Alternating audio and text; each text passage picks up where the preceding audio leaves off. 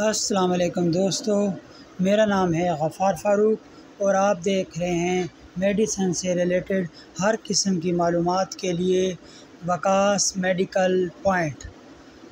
तो आज की वीडियो है डेंगू मच्छर के बारे में।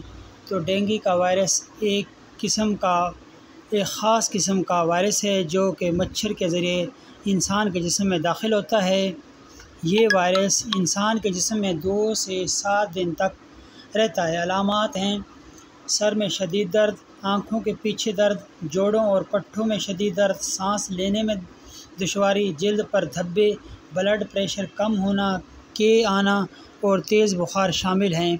बाज़ औक़ात जिस्म के मुख्तलिफ़ हिस्सों से खून का आना भी शामिल है जो कि एक ख़तरनाक अलामत है। ये प्लेटलेट्स हो सकती हैं, इसके बारे में आगे चलकर आपको बताया जाएगा। तो एहतियात, रात को सोते वक्त कमरों में मच्छर मार स्प्रे करें, जिस्म पर लोशन लगाएं, मॉस्पेल, मोर्टीन, टाइगर वगैरह। ऑयल को खुली जगह पर जला कर रखें। गंदे जोहड़, नदी नाले में ये मच्छर नशोनुमा पाता है। डेंगू का मच्छर सुबह या शाम को काटेगा, दिन में ये कहीं छुप कर बैठ जाता है। डेंगू बुखार में अगर मरीज़ को 4 दिन तक बुखार में आराम ना आए तो उसके लिए 2 टेस्ट किए जाते हैं। Dengue virus PCR test, NS antigen test. Dengue के 4 दिन बाद मरीज़ के लिए 4 दिन जो होते हैं मरीज़ के लिए बड़े सेंसिटिव होते हैं।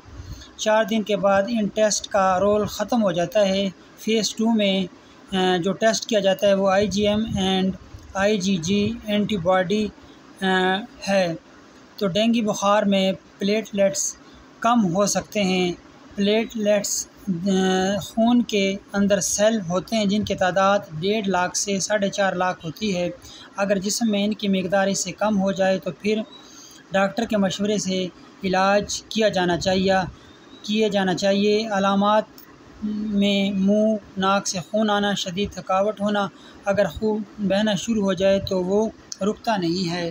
तो दोस्तों, ये थी आज की वीडियो। उम्मीद है आपको हमारी ये वीडियो पसंद आई होगी। वीडियो पसंद आने की सूरत में चैनल को सब्सक्राइब और वीडियो को लाइक कर दीजिए। अगली वीडियो तक के लिए अल्लाह हाफ़िज़।